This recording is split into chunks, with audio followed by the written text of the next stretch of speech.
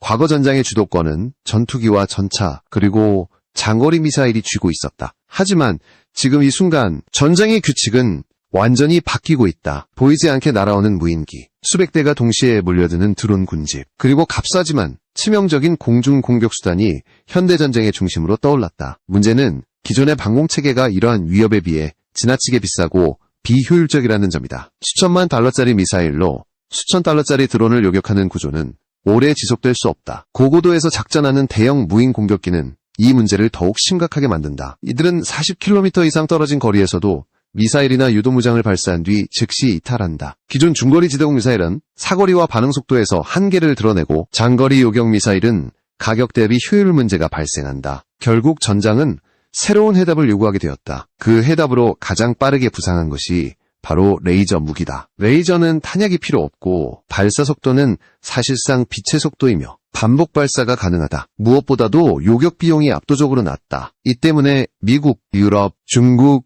러시아를 가리지 않고 차세대 전투기와 방공체계의 핵심 요소로 레이저 무기를 포함시키고 있다. 6세대 전투기의 기본 요구 조건에 레이저 무기가 포함되는 이유도 여기에 있다. 이러한 흐름 속에서 대한민국은 결코 뒤처진 위치에 있지 않다. 오히려 예상보다 빠른 속도로 항공기 탑재형 레이저 무기 개발 영역에 진입하고 있다. 지상형 레이저 대공 무기 시험에서 이미 의미 있는 성과를 거둔 뒤 이제는 전투기에 직접 탑재하는 단계로 넘어가고 있다. 이 변화의 중심에 있는 플랫폼이 바로 KF-21 보라매다. KF-21은 단순한 4.5세대 전투기가 아니다. 쌍발 엔진 구조를 기반으로 강력한 전력 생산 능력을 확보하고 있으며 이는 고출력 레이저 무기를 운용하는데 결정적인 장점으로 작용한다. 단발 기체보다 안정적인 전력 공급이 가능하고 출력 상승 속도 역시 빠르다. 이러한 구조적 특성은 향후 레이저 무기 통합에서 KF-21이 중요한 시험장이 될 수 있음을 의미한다. 현대 전장에서 레이저 무기가 주목받는 이유는 단순히 드론 요격 때문만은 아니다. 레이저는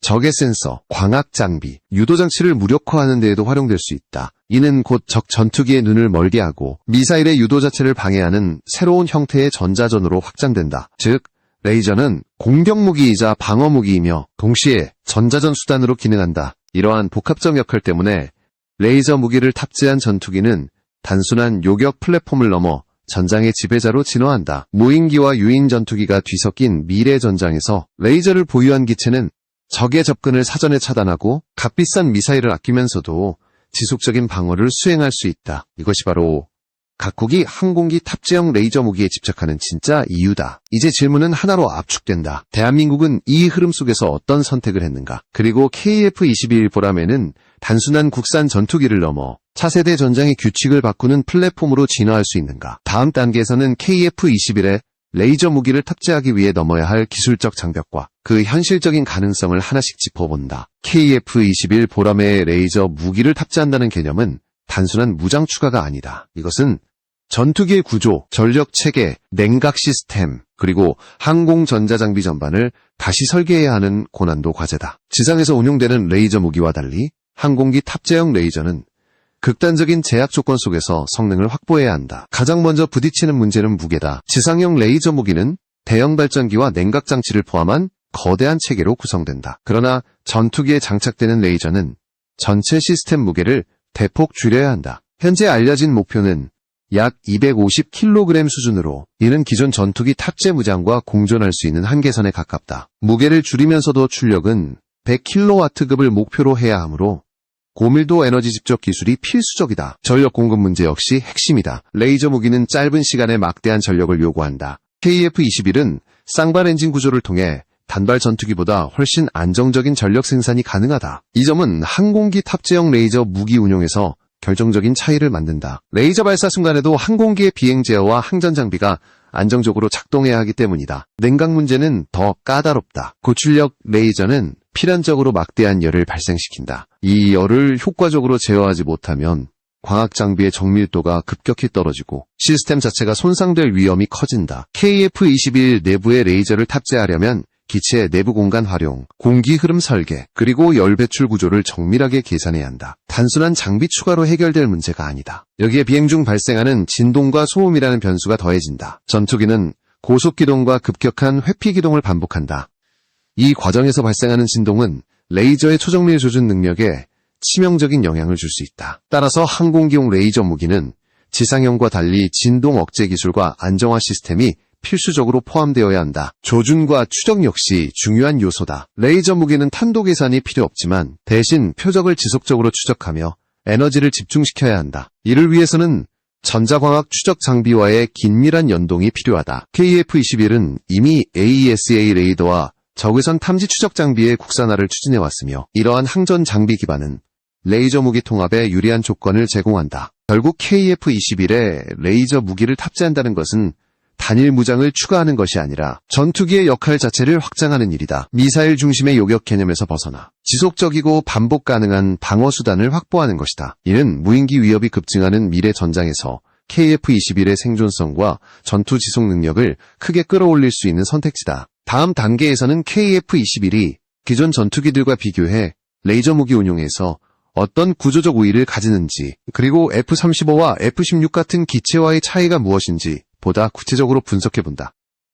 항공기 탑재형 레이저 무기를 기준으로 볼 때 KF-21 보라매가 가지는 가장 큰 비교 대상은 F-35와 F-16이다. 이 세 기체는 모두 현대공군의 주력 전투기로 분류되지만 레이저 무기 운용 관점에서는 구조적 차이가 매우 뚜렷하다. 이 차이는 단순한 세대 구분이 아니라 물리적인 한계와 가능성의 문제다. F-16은 단발 엔진 전투기로서 경량화와 기동성을 중시한 설계다. 하지만 단발 구조는 전력 생산과 여유 출력 면에서 근본적인 제약을 안고 있다. 레이저 무기는 순간적으로 대량의 전력을 요구하기 때문에 기존 항전 장비와 비행 제어 시스템을 유지하면서 고출력 레이저를 운용하는 데에는 구조적인 한계가 존재한다. 이 때문에 F-16 계열에서 레이저 무기는 실험적 개념 수준을 넘기 어렵다. F-35는 스텔스 성능과 센서 융합에서 압도적인 강점을 가진 기체다. 그러나 F-35 역시 단발 엔진 구조이며 내부 무장창과 냉각 시스템은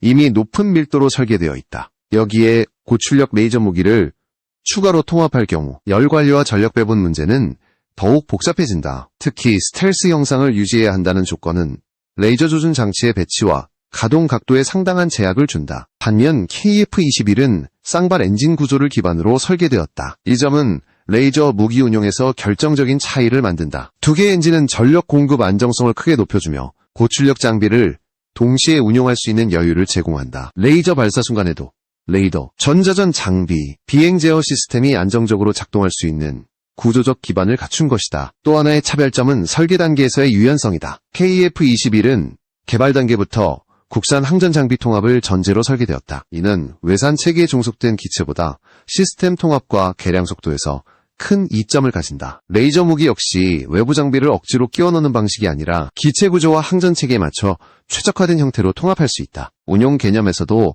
차이가 드러난다. F-35는 은밀 침투와 정밀 타격에 최적화된 플랫폼이다. 반면 KF-21은 제공권 장악과 방공 임무까지 폭넓게 수행하도록 설계되었다. 레이저 무기는 이러한 KF-21의 운용 개념과 높은 궁합을 보인다. 무인기 요격, 접근하는 미사일 위협 차단, 그리고 전자광학 장비 무력화까지 하나의 플랫폼에서 수행할 수 있기 때문이다. 결과적으로 레이저 무기 통합이라는 관점에서 보면 KF-21은 F-16보다 훨씬 유리한 구조를 갖추고 있으며 F-35와는 다른 방향의 실용적 해법을 제시한다. 이는 KF-21이 단순히 기존 전투기를 대체하는 기체가 아니라 미래 전장의 새로운 역할을 담당할 가능성을 보여주는 대목이다. 다음 단계에서는 이러한 레이저 무기가 KF-21 단독으로 끝나는 것이 아니라 지상방공 체계와 해상 전력, 그리고 무인 전력과 어떻게 연결되는지를 살펴본다. 대한민국이 구축하려는 다층 방공 구조 속에서 KF-21의 위치가 무엇인지가 드러날 것이다. KF-21에 탑재되는 레이저 무기는 단독 무장이 아니라 대한민국이 구축하려는 다층 방공 체계의 핵심 연결 고리로 기능한다. 현대전장은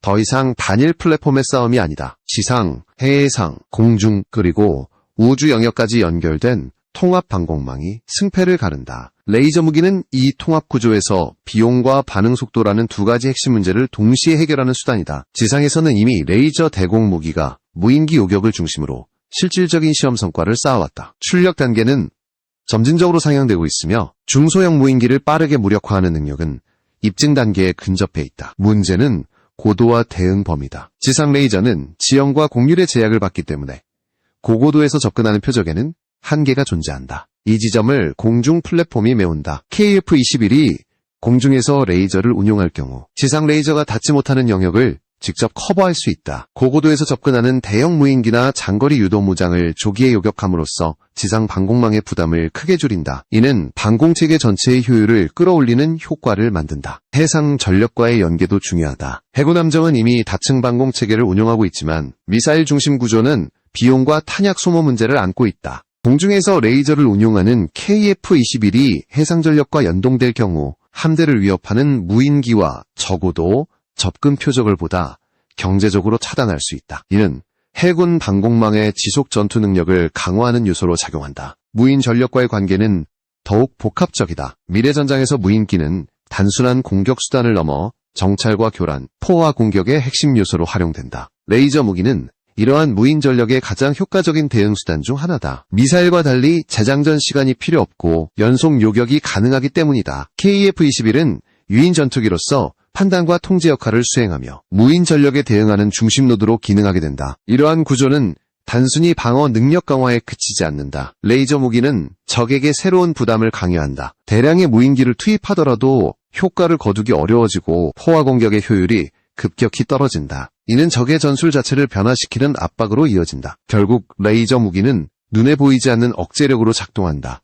대한민국이 추진하는 다층 방공 체계에서 KF-21과 레이저 무기의 결합은 하나의 완성형 퍼즐 조각이다. 지상 레이더와 방공체계, 해상 전력, 그리고 공중 플랫폼이 유기적으로 연결될 때 비로소 의미를 가진다. 다음 단계에서는 이 방공 구조가 단순한 방어를 넘어 전략적 억제력과 어떻게 연결되는지를 살펴본다. 다층 방공 체계가 완성되기 위해서는 방어 수단만으로는 충분하지 않다. 억제력의 핵심은 상대가 공격을 감행했을 때 감당해야 할 대가를 명확히 인식하게 만드는 데 있다. 이 지점에서 대한민국의 전략 무기 체계, 특히 현무 계열 미사일과 해상 전력의 역할이 드러난다. 레이저 무기가 접근 위협을 차단하는 방패라면 현무 미사일은 공격을 억제하는 창의 역할을 수행한다. 현무 계열 미사일은 지상 발사형을 넘어 해상과 공중 플랫폼으로 확장되는 방향으로 발전해왔다. 이는 단일 발사 방식에 의존하지 않고 다양한 플랫폼에서 동일한 전략적 효과를 발휘하도록 설계된 구조다. 특히 잠수함 발사형 미사일은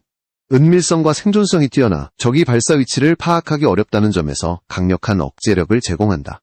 해군 전력의 변화는 이 전략을 더욱 구체화한다. 차세대 잠수함은 단순한 해상 전투 플랫폼이 아니라 전략 자산으로서의 성격을 강화하고 있다. 수중에서 발사되는 미사일은 탐지와 요격이 극도로 어렵고 이는 적에게 항상 불확실한 위협을 안겨준다. 이러한 불확실성 자체가 억제력으로 작동한다.